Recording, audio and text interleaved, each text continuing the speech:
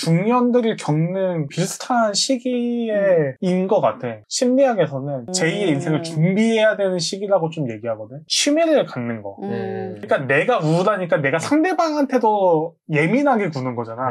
모든 문제가 해결되거든. T 안에 F 남편 같은 느낌을 많이 받았다고 해야 되나? 그러니까 안에서 죽은 듯이 질다는 거 아니야. 살아있다는 걸 느낀다는 건 순간. 대선주자를 만나잖아. 갑자기 대선주자를 만나서 갑자기 정치계에 입문해가지고 작가의 필력이 굉장히 좋다고 느꼈거든. 콩으로 매주를 쓴다고 해도 콩으로 매주를 쓰면 맞지. 맞지. 맞는 말이지. 너무 당연한 거를. 와 진짜 완벽한 이야기다. 책 읽은 게 삼아 잡다한 이야기라는 굴럽 팟캐스트. 안녕하세요. 저는 내적 허영심을 탐구하는 굴럽의 주니아입니다. 안녕하세요. 굴럽의 탄탄한 사도입니다. 안녕하세요. 연극배우 송희근입니다. 굴럽 팟캐스트는 편안한 분위기의 잡다한 이야기를 지향하며 반모로 진행됩니다. 저희가 소셜 애니멀 2부로 돌아왔습니다. 와. 2부. 에리카가 이렇게 눈을 낮췄지만 임원으로 다른 회사에 가게 되잖아. 조금씩 에리카랑 헤럴드가 중년의 나이가 된단 말이야. 중년의 나이가 되면서 헤럴드는 자신의 삶에서 되게 권태로움을 느껴. 서로 하는 일도 너무 다르고 둘이 함께하지 않는 시간이 함께하는 시간보다 더 당연해졌다라고 얘기할 정도고. 그래서 헤럴드는 되게 중년이 됐을 때 부부관계도 그렇고 자기 직업에서도 엄청난 권태로움을 느끼고, 에리카는 또 반대로 성공을 향해 달려가는 야만캐라서 회사에 들어갔는데 이 회사가 너무 별로여가지고, 작당모이라고 하면 이상한데 다른 직원들과 얘기를 해서 회사의 경영진을 바꾸고 나중에는 자기가 그 회사의 경영진으로까지 올라간단 말이야. 작당을 꾸미던 팀의 리더가 사장이 되고 자기가 부사장이 되잖아. 부사장이 되고 그 다음에는 결국에는 그 회사 사장이 되고 CEO까지 올라가. 대단한 사람이야.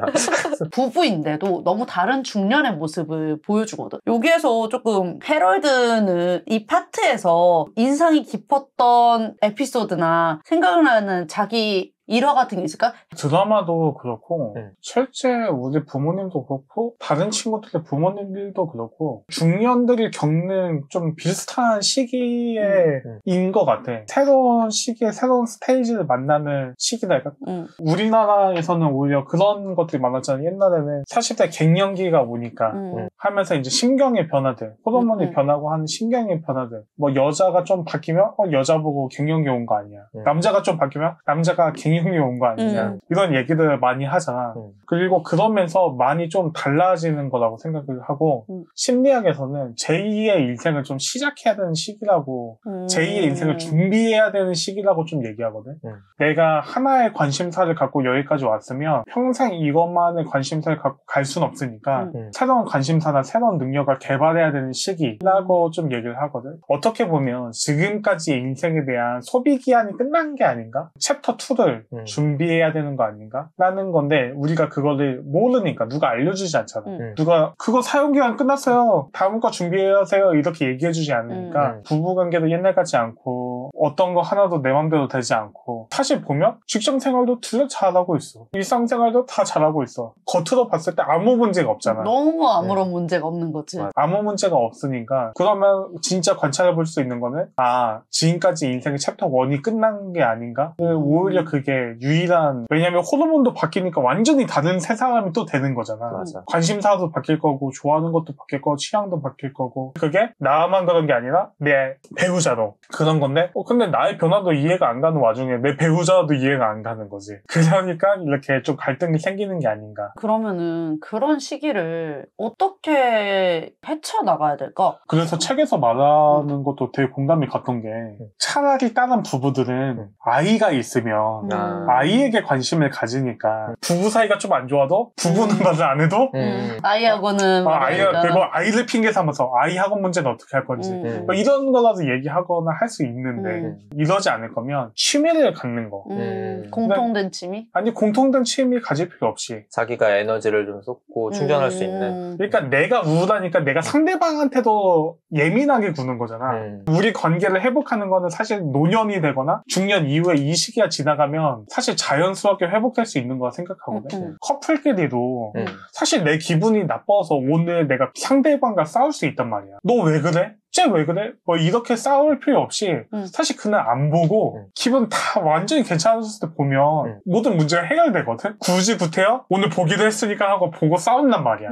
우리 관계에 문제가 있는 게 아니라 내가 오늘 개인적인 이유 때문에 안 좋은 걸 수 있는데 그런 것처럼 중년의 과정에서는 내 변화 때문에 그리고 상대방의 변화 때문에 관계에 트러블이 생길 수 있는 거니까 관계에 트러블이 있어서 생기는 게 아니라 애들 평상시에 태권도 학원 같은 데 가서 애들 진짜 싹 다 빼놓고 오면 집에서 자듯이 밖에서 활기찬 에너지를 다 이렇게 만들어 놓고 와서 집에서 나는 왜 이 중년에 대해서 이렇게 권태롭지? 라는 생각할 새 없이 피곤하다 하고 자면 이게 시간이 지나면 내 몸에 내 변화가 적용되고 이러면 다시 좀 여유가 생기고 하지 않을까? 피곤하다 이러고 자버리면 대화가 점점 더 없어지는 거 아니야? 둘 다 그래버리면? 사실 책에서도 좀 제시를 했었던 게 좋은 부분은 5번의 긍정적인 말과 한 번의 부정적인 말을 한다. 근데 헤럴드와 이제 에리카는 여기에 포함되지 않았다. 왜? 말을 안 하니까.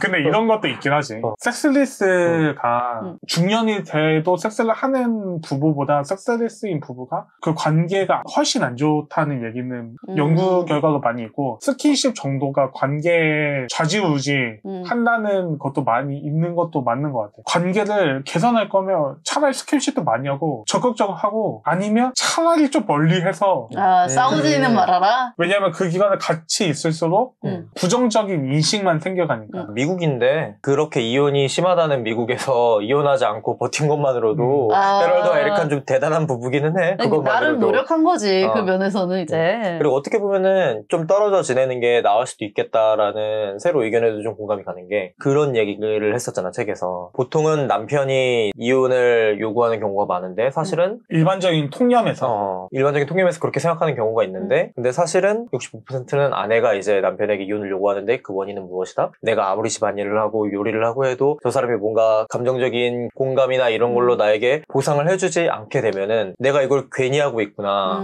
라는 생각 때문에 이혼을 요구하게 된다고 책에서 얘기를 하잖아. 그런 거 보면은 차라리 그런 갈등이 생기기 전에 잠깐 떨어져 지내다가 오면은 스탠스가 좀 달라지지 않을까라는 생각도 드는 것 같아. 친구랑 여행을 갔을 때 사실은 친구랑 나랑 성향이 너무 많이 달라. 나는 진짜 활발하고 사람들 만나는 거 좋아하고 나는 일정도 빡빡하게 짜야 되고 막 이래. 친구는 일정 하루에 한두 개. 사람 만나는 것도 안 좋아해. 우리가 2주 동안 같이 지냈단 말이야. 여행을 다니면서. 근데 나는 너무 좋았어. 하루 종일 나는 내 일정하고 나는 일찍 일어나 심지어 막 이렇게 돌아다니고 친구는 늦지막히 일어나. 조금씩 할 거 하다가 마지막에 저녁을 같이 먹어. 또 이제 각자 할 거 해. 이러다가 일주일에 한 번 정도 뭐 같이 나가서 놀고 이랬는데 그러니까 오히려 적정한 선을 지키고 내가 내 가치관 상대방에게 강요하지 않으니까 오히려 나는 이 관계가 유지가 잘 됐다고 생각하거든. 약간 숙박 식사 메이트로 지내야 여행이 즐겁다. 에리카랑 헤럴드가 너무 다른 가치관을 갖고 있잖아. 에리카는 지위나 명예나 뭐 부의 욕심이 헤럴드는 그런 거에 욕심이 하나도 없고 그걸 만약에 더 강요하고 일주일 시작할 때 여보 당신 이런 일정 있으니까 기억해둬요. 맞아. 그걸 얘기해놓고서 당장 다쳐서 다시 제가 얘기했던 거 기억하자 내일 여기 가야 돼요 하면 헤럴드가 언제 얘기했어요? 장난해요. 이거 당장 다쳐서 얘기하면 어떡해요? 이러면 에리카가 얘기했잖아요. 당신 제발 좀 기억해요. 막 이런 데잖아. 맞지 않는 걸 강요하니까 오히려 더 싸울 일이 생기고 하는 거잖아. 아인슈타인이 첫 번째 아내가 물리학자였어. 결혼하니까 아내가 가정주부처럼 지내야 되는 거야. 그래서 남편은 막 잘 나가. 세계적인 물리학자가 돼가는데 자기는 물리학을 제대로 이렇게 못하는 거야. 그래서 남편이 오면 맨날 물리학 얘기를 물어보는 거야. 여보 이런 물리학은 어때요? 또 저런 물리학은 어때요? 이렇게 하니까 남편이 직장에서도 막 물리학을 막 이렇게 막 너무 피곤해. 왜 그래? 제발 그냥 애 잘 보고 집안일 좀 그냥 잘 해. 왜 물리학이야? 왜 집에서까지 일얘기를 해야 돼? 이랬던 거야. 이렇게 싸워. 아인슈타인 두 번째 아내를 이제 만나서 결혼했는데 두 번째 아내는 피아노 선생이야. 예술가란 말이야. 그래서 만나서 가정주부처 이렇게 있다가 아인슈타인 집에 돌아오면 가끔씩 산책하면서 피아노 얘기하고 이런 음악가 얘기, 저런 음악가 얘기 서로의 영역을 부딪히지 않고 그냥 여유로운 얘기를 하니까 왜냐면 아내도 가정주부 얘기하다가 이제 산책하다가 음악에 대한 얘기 하니까 너무 둘 다 좋은 거야. 여유롭고 서로의 영역은 침범하자 말자. 침범하지 말자. 좀 어느 정도 지켜줘야 되는 부분이 있는 거구나. 나는 이 챕터에서 특히나 T 안에 F 남편 같은 느낌을 많이 받았다고 해야 되나? 되게 에리카는 이거 되게 조목조목 얘기를 하는데 헤럴드는 되게 감성적인 모습에 빠져있는 모습들이 너무 많이 보이는 거야. 그래서 스카치 위스키 고독한 남자 둘이 진짜 성향이 정반대기는 하구나 하면서 봤는데 이 책이 물론 제목이 소셜 애니멀이기도 하지만 결국 문제 해결을 위해서 관계를 해결책으로 제시했다는 게 난 좀 인상적이기는 했었어. 헤럴드가 알코올 중독 모임에 나가잖아. 익명의 알코올 중독 모임을 나가서 관계를 맺는 것을 통해서 그런 문제들이 해결되는 걸 보면서 그리고 책에서 주구장창 계속 얘기하잖아. 뭐 어떤 인간관계를 맺고 있는 사람이 더 행복하다. 뭐 집에 있는 것보다 뭐 관계를 맺고서 활동하는 사람이 훨씬 더 능률이 좋다. 이런 얘기를 주구장창 계속하고 있잖아. 책에서. 이게 AA잖아. 도파미네이션에서 얘기했던 그 AA가 이 AA잖아. 그러니까 그 보면서 아 얘가 이거 얘기한 거였구나 생각이 들더라고. 아주 재밌어요. 1화. 관계를 통해서 문제를 해결한다는 점에서 의도적으로라도 관계를 좀 만들어 나갈 필요가 있겠구나라는 생각이 들기는 하더라. 집에서 혼자 머물러 있는다고 해서 에너지가 충전되지 않는다라는 얘기들이 많잖아. 아무리 집순이 집돌이인 사람이더라도 좀 공감이 되기는 했어. 쉬는 날 계속 집에 있더라도 너무 빡세게 일한 그 다음날 뭐 쉬는 날이다 그러면은 집에 있어야 돼. 근데 암만 그래도 3일 내내 아무것도 없이 만날 사람 없이 집에만 혼자 있잖아? 되게 외롭다? 두 분이 같이 지내는 사람들의 영향을 많이 받는 분들. 맞아. 항상 이제 팀원이 중요하다. 그 되게 중요한 영향을 많이 받으시는 분들이잖아요. 나는 또 그럴 때도 있어. 하루 종일 집에 있다가 잠깐 편의점에 뭐 사러 나갔어 밖으로. 그날 집에서 처음 나간 거잖아? 그날이 저녁 때야 예를 들어서. 저녁 때 나갔는데 막 공기를 쐬면은 나 살아있구나. 그러니까 너무 좋아. 특히 오늘 저녁이 그랬어.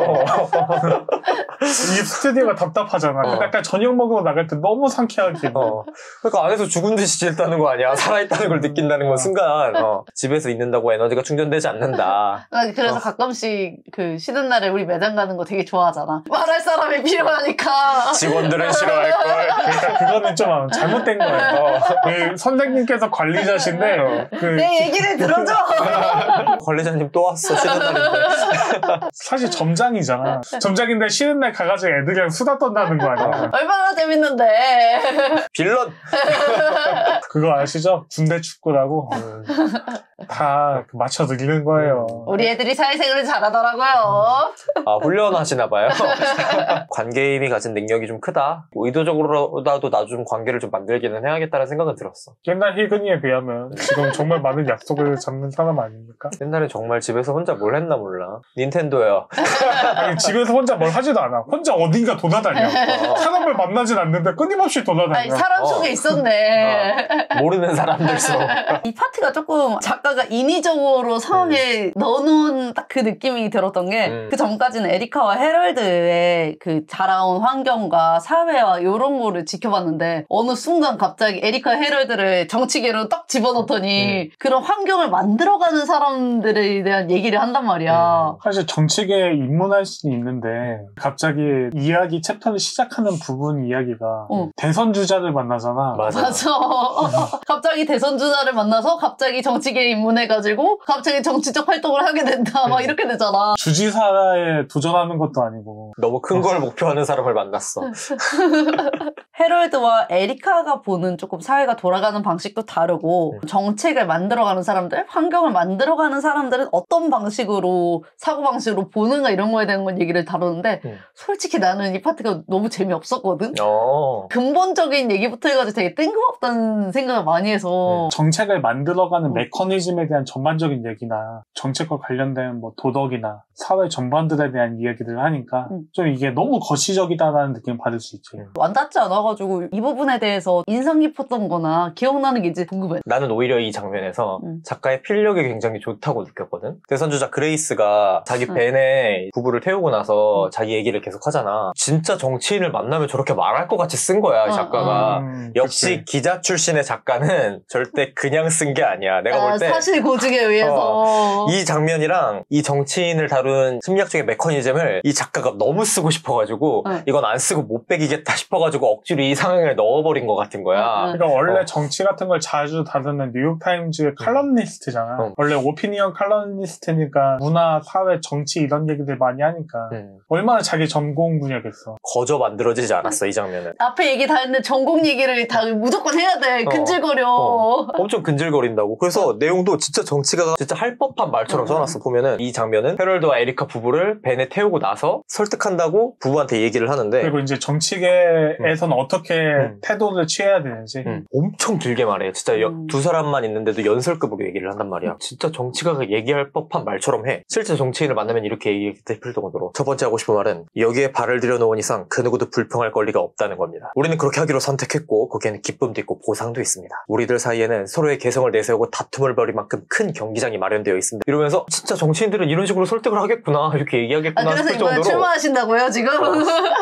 역시 작가가 경력이 있다 보니까 이렇게 글을 쓰는구나라는 생각이 일단 들었었고, 이미지를 만드는 게 너무 중요하다라는 느낌을 좀 많이 받았다. 일부에서도 이미지에 대한 얘기를 계속했었잖아. 이성주의 모델보다는 사회 정체성 모델을 선택하는 개념을 자주 겪는다, 이런 얘기를 이제 책에서 언급을 했는데, 좋은 공약을 펼쳐놓은 후보자와 좋은 이미지를 갖고 있는 후보자가 있으면 대체적으로 이미지를 좋게 가지고 있는 사람이 뽑힌다. 공약과 상관없이. 공감이 갔던 게, 어느 정당인지는 밝히지 않겠지만 어떤 예능을 한번 봤었는데 거기에 정치인 한 명이 나왔었어. 그 예능에서 보여준 이미지가 되게 좋았었거든. 저 사람 약간 호감 간다 이러면서 보고 있었는데, 그 사람이 이번에 출마를 한 거야, 국회의원으로. 근데 어차피 나랑은 다른 지역이어가지고 내가 투표하거나 그러진 않았는데, 그 사람의 공약이나 이런 걸 보기 전에 이미 나한테 만들어진 이미지가 있으니까 기왕이면 저 사람이 되면 좋겠다 하고 생각하고, 심지어 투표율 계속 올라가고 있는 그 상황에서도 일부러 그 지역구를 검색해서 내가 찾아보기까지 했었어. 진짜?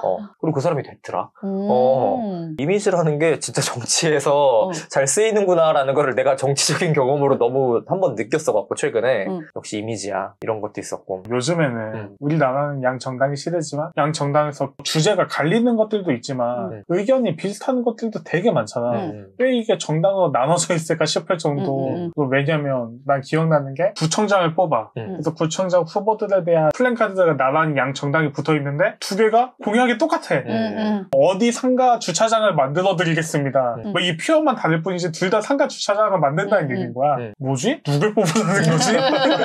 이러면 당연히 더더욱 이미지에 영향을 많이 받지 않을까라는 생각이 좀 들었고. 스티브 잡스랑 팀 쿡을 사람들이 많이 비교를 하잖아. 역시 스티브 잡스 없는 애플은 뭐 망했다 이렇게 얘기하는 사람들도 좀 많고. 하지만 주가를 견인한 건 팀 쿡이었죠. 사업을 되게 전략적으로 짠다거나 뭐 이런 식으로 하는 거는 팀 쿡이 좋다라는 분석들이 많은데, 스티브 잡스가 갖고 있었던 이미지가 너무 세다 보니까 이미지 경쟁에서는 팀 쿡이관이 밀리고 있다라는 여론들을 많이 보다 보니 역시 실적 같은 거 다 필요 없어, 이미지가 중요해 라는 생각이 든다는 거지. 첫 이미지가 중요한 것 같다는 생각이 들었어. 사랑에 빠지면 더 그 사람이 좋아 보인다. 결정 이론에 대해서 얘기했잖아. 여기서도 그 이야기를 똑같이 또 하더라고. 당의 공약을 더더욱 지지하게 되는 순간은 당에 가입하기 이전에 그 당을 조사할 때가 아니라 당을 가입하고 나면 그 당의 공약이 더 좋아 보인다는 거야. 더 타당해 보이고. 실제로 정치학자들도 많이 조사를 했었는데, 프린스턴의 정치학자인 레리 바텔스 교수도 조사를 했었는데, 보수당 집권 시기가 끝나고 나서 보수당이나 진보당에게 이렇게 각자 이번에 잘했는지 물어보면 보수당 지지자는 잘했다, 진보당 지지자는 뭐 못했다 이렇게 하는데, 똑같은 정책으로 다음에 이어서 받아서 똑같은 정책을 진보당에서 했어. 그러면 진보당이 끝나고 나와서 보수당과 진보당의 입장이 완전히 바뀐다는 거야. 똑같은 정책을 했는데 보수당은 보수당한테 너무 좋았다 이래놓고서 똑같은 정책을 똑같이 이야기했는데, 진보당이 끝나고 나서 그냥 너무 별로였다 이렇게 말하고, 진보당도 보수당이 할 때는 너무 별로다 이래놓고선 진보당이 똑같은 정책을 하니까 끝나고 나서 너무 좋았다 이렇게 한다는 거야. 그리고 사실 우리도 경험해봐서 알고 있잖아. 학생회장 같은 거는 인기투표라고 어떤 공약을 내세우는지보다는 걔가 이미지 좋고 인기가 많으면 걔가 뽑히잖아 보통. 맞지. 그러니까 내가 좋아하는 사람이 하면 콩으로 매주를 쓴다고 해도 콩으로 매주를 쓰면 맞지. 맞지. 맞는 말이지. 너무 당연한 거를 본질을 잘 지켰다.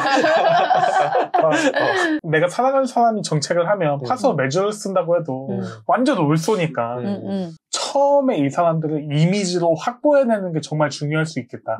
장기적인 플랜에서는 당연히 실력도 중요하고 본질도 중요하고 그런 것도 당연한데 단발성이면 그래서 이게 더 악용되는 것 같아. 사기나 마케팅이나 이런 데에서도 어차피 우리가 이번에 사람들이 구매하고 뭐 다음에 안 구매해줘도 상관없으니까 이번에 구매하면 사실 상관없는 거 아닌가? 라고 해서 이미지만 좋게 만들고 제품은 별로도 만들고 팔아버리고 오히려 한탕주의처럼 큰 게 필요한 경우에는 본질적인 실력보다는 이미지가 더 영향을 많이 준다니까. 그렇지. 그러니까 그런 걸 이용해서 악용하는 기업들이나 사람들도 늘어나는 것도 없지 않아 있는 것 같아. 예전에는 학자들만 아는 이야기였지만 우리처럼 이렇게 소셜 애니멀을 읽거나 대중적으로 이렇게 공개가 되다 보니까 그런 걸 악용하는 사람들이 생기는 거지. 확실히 이게 일부에서도 이미지 얘기가 계속 나온 것처럼 우리 눈에 보여지는 직관적으로 바로 보여지는 것들도 되게 중요할 수밖에 없는 것 같아. 특히 정치나 그치.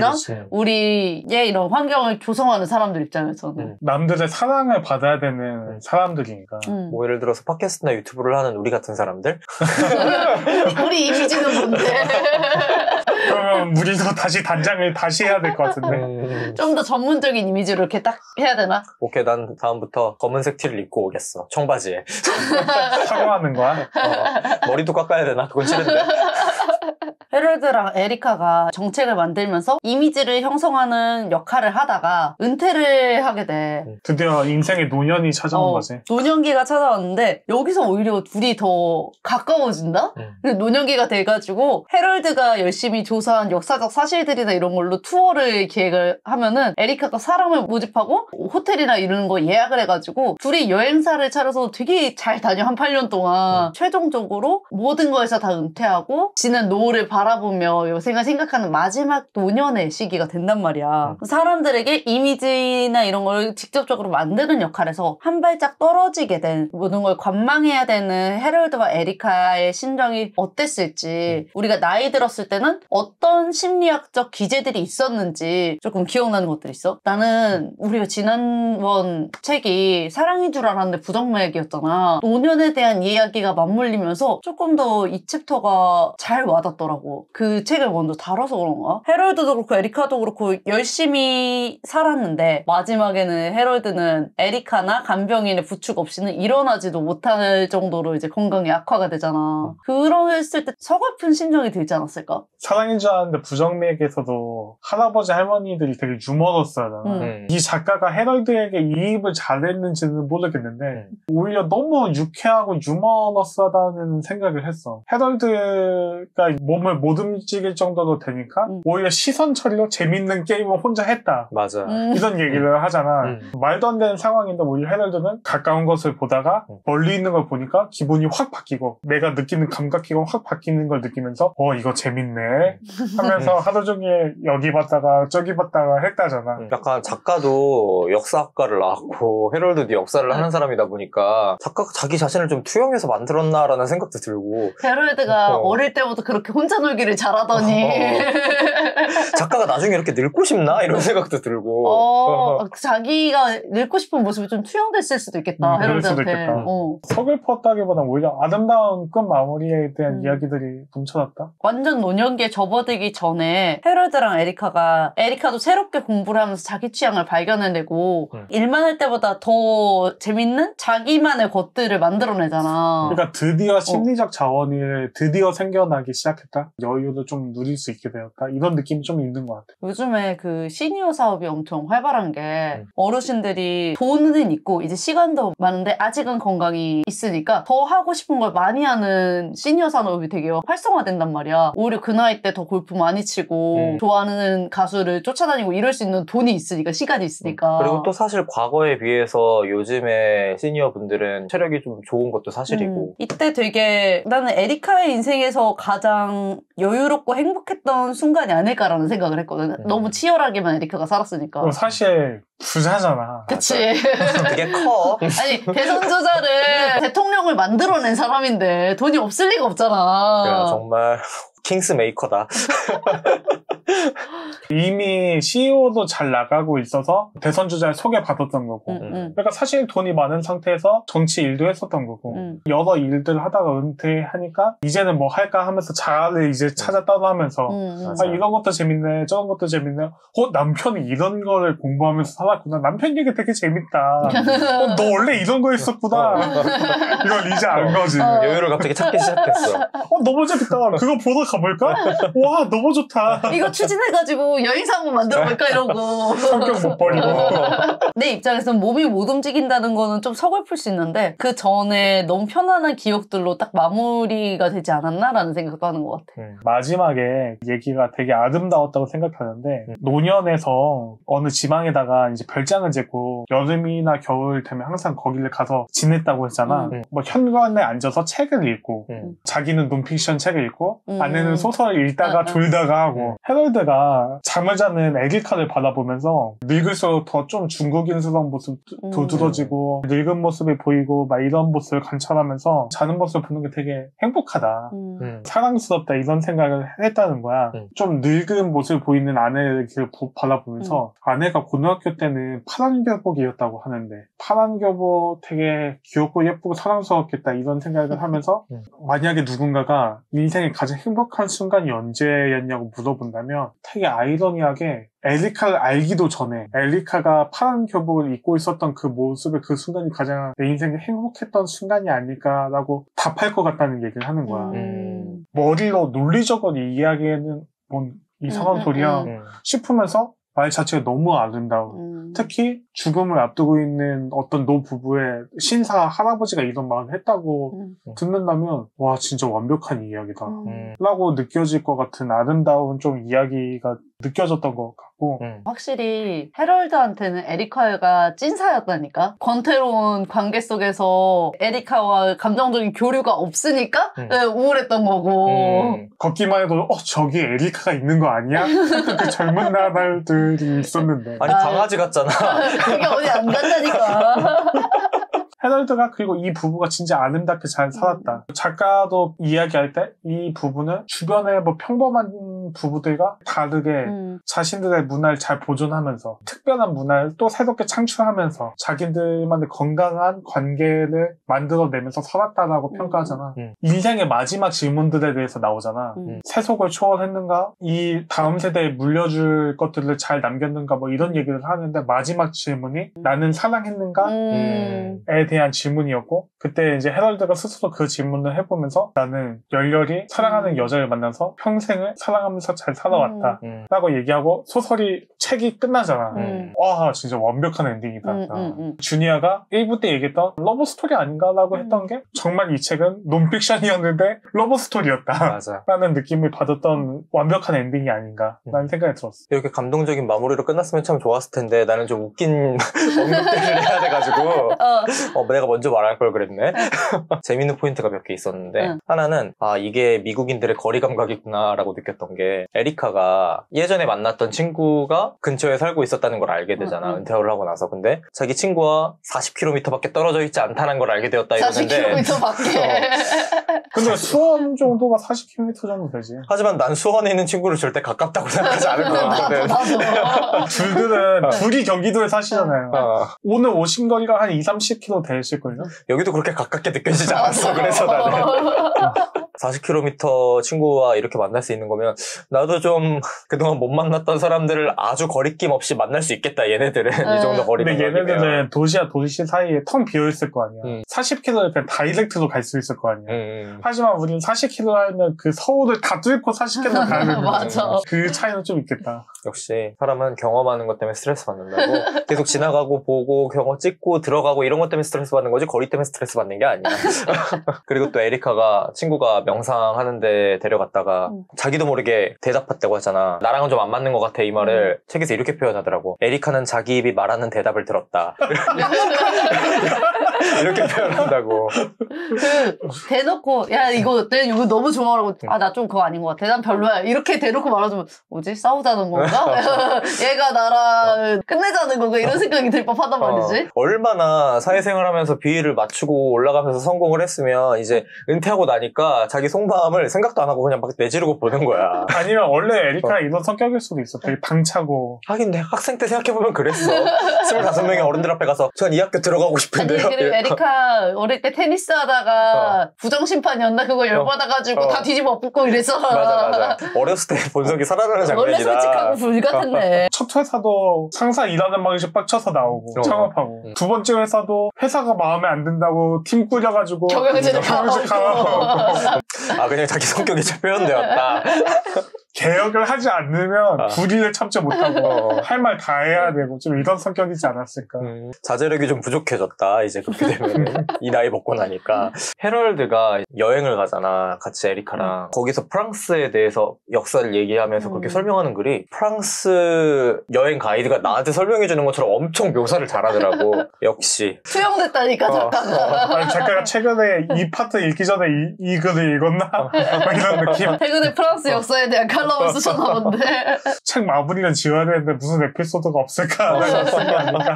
이런 느낌. 그래서 뭔가 계속 프랑스에 대해서 설명을 하는데 파리에 대해서 특히 프랑스 사실 굉장히 더럽고 그랬었는데 마치 이 사람들이 역할놀이를 하듯이 옷을 이렇게 입기로 하고 규칙을 정하고 이런 식으로 하면서 낭만의 프랑스를 어쩌로 또 만들어진 느낌이 있다 이러면서 설명을 하는데 그렇구나 하면서 진짜 프랑스 관광 가이드 보듯이 보고 있는 거야 내가. 그래서 좀 재밌었고 또 마지막으로 얘기할게. 부정적인 기쁨이라고 책에서 표현을 한 게 있었는데 노년이 돼서 과거를 기억하는데 내가 경험했던 것과 정반대로 생각을 하고 경험을 얘기한다는 거야. 고등학교 때 그렇게 잘 나가지 않았어. 엄청 잘 나간 것처럼 실제로 그렇게 생각을 하고 얘기를 한다는 거야. 헤럴드의 경우는 뭐 고등학교 때 잘 나갔었고 다른 예시였지만 부정적인 기쁨을 보면서 생각이 들었던 게 왜 어른들 중에 나 옛날에 이랬어. 왕년에 내가 말이야. 왕년에 내가 이거 했어. 이런 사람들 있잖아. 중년 말고 진짜 노년분들 중에 그런 얘기 하시는 분들이 그냥 허풍을 떤다고 생각했었는데 저분들이 혹시 부정적인 기쁨 때문에 그런 거라면 진짜로 그렇게 생각하셔갖고 말하시는 걸 수도 있겠구나. 근데 이제 본인도 모르는 거지. 어쩌면 나도 늙으면 저렇게 얘기할 수 있겠구나 라는 생각이 들어서 객관적인 사실을 기록하려면 일기를 잘 써놔야겠다. 근데 일기조차도 객관적인 사실이 안 되지 않나? 누구보다 주관적인 일기잖아. 도파미네이션 때였나? 언제였나? 우리가 일기에 대한 얘기를 한 적이 있잖아. 희근이랑 나는 좀 긍정적인 건 일기에 적어두는 편이고 맞아. 준이야는 부정적인 건 일기에 적어두는 편이고 나중에 노년을 보면 준이야는 일기만 보면 나는 왜 이렇게 인생이 비관적인 나는 나중에 보면 나 그렇게 안 행복했던 것 같은데 엄청 행복하네요 내가 이러면서 얘는 왜 이렇게 머리 없고 꽃밭이야? 그럴 수 있다. 은퇴할 나이에 노년들이 쓴 성공한 기업가의 자서전은 좀 경계해서 볼 필요도 있을 것 같아. 미화돼가지고 기억이. 아닐 수도 있다 사실 그거는. 두 사람의 인생을 부모님부터 노년까지 하다 보니까 우리 인생을 투영해서도 할 얘기도 많고 얘기할 거리들이 엄청 많았던 친구들. 두꺼운 만큼 얘기할 거리들이 많았다. 그러니까 사람의 군상이 되게 다양할 텐데 근데 대표적으로 있을 법한 사람들 조목조목 잘 골라가지고 되게 다양하지만 공감할 수 있는 그런 걸 잘 축약해 놓은 것 같아. 마냥 평범한 사람이라고는 할 수 없는 게 성공한 사람이잖아. 성공한 사람들이 이런 관계와 이런 메커니즘을 통해서 무언가를 얻어내기도 한다. 뭐 이런 것들을 자기개발적인 측면에서도 뭔가 좀 첨구할 게 좀 많은 책이기도 한 것 같아. 애초에 이 책 자체가 우리의 인생을 구성하는 요소 중에서 무엇이 우리를 성취와 행복으로 이끄는가에 대해서 답변하는 책이기 때문에 더욱더 의미가 있는 거고 그러니까 애들이 사회적인 성공뿐만이 아니라 내가 말했듯이 행복하게 이제는 노년을 마무리하는 것. 이 부분을 성취도 그리고 행복도 다 얻고 이제 노년을 마무리하는 모습을 보여주지 않았나 하는 생각이 좀 드는 것 같아요. 이처럼 헤럴드와 에리카를 통해 다양한 심리적인 원리들을 살펴보고 무엇이 우리를 성취와 행복으로 이끄는지 다양한 얘기들을 해봤는데요. 청취자 여러분은 어떠셨나요? 이 안에 나오는 수많은 심리적 원리들 중에서 나한테 가장 영향을 준 심리 결과가 있을까요? 아니면은 무엇이 우리를 성취와 행복으로 이끄는지 찾으셨을까요? 수없이 많은 사회관계 속에서 성취와 행복의 길을 엿본 귀한 시간이었으면 좋겠습니다. 책을 핑계로 잡다한 이야기를 하는 굴러 붓캐스트. 다음번에는 더욱더 재미난 책으로 찾아오겠습니다. 안녕. 안녕.